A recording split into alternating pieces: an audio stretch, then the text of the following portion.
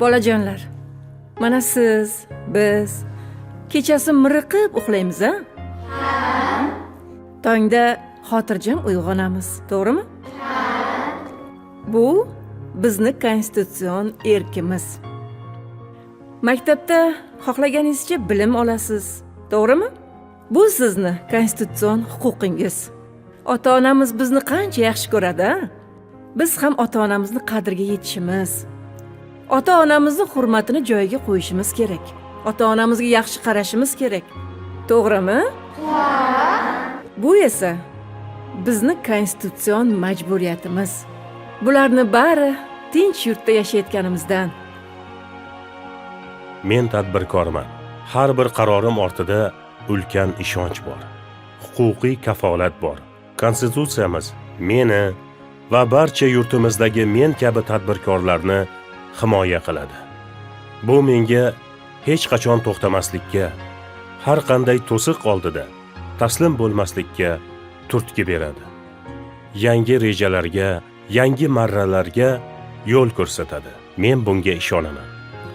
Barchamizga 8-dekabr qomusimiz qabul qilingan kun muborak bo'lsin.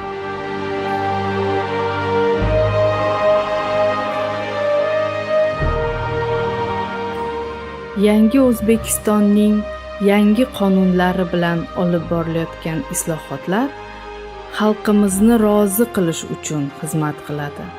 Ularni manfaatiga xizmat qiladi. Mening fikrimcha, insonlar faqat qonunga suyanishi kerak. Chunki qonun ustuvor bo'lgan davlatning barcha odamlari baxtli bo'ladilar. Inson baxtli yashashi uchun avvalambor tani joni sog' salomat bo'lishi kerak. Bunda esa bizni yurtimizdagi shifokorlarning xizmati beqiyos. Bunday baxtga qayerda erishish mumkin?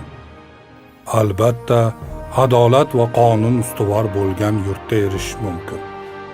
Insonlarni rozi qilish yo'lida qilinayotgan islohotlardan asl maqsad ham shu. Xavfdan, tahdidlardan, falokatlardan odamlarga hamisha himoya kerak. Hech kimni xavfda qoldirishga, e'tiborsiz qoldirishga haqqimiz yo'q. Har kunimiz shunday o'y bilan kechadiki, har qadamimiz yelkamizda tog'dek mas'uliyatni ko'tarib turadi. Vatanni himoya qilish, uni asrab-avaylash har bitta harbiy xizmatchining sharafli burchidir. Batalyon tekislan, rostlan! Sizlarni O'zbekiston Respublikasi Davlat Konstitutsiyasi bayrami bilan tabriklayman. O'zbekiston buyuk! O'zbekiston buyuk! O'zbekiston buyuk!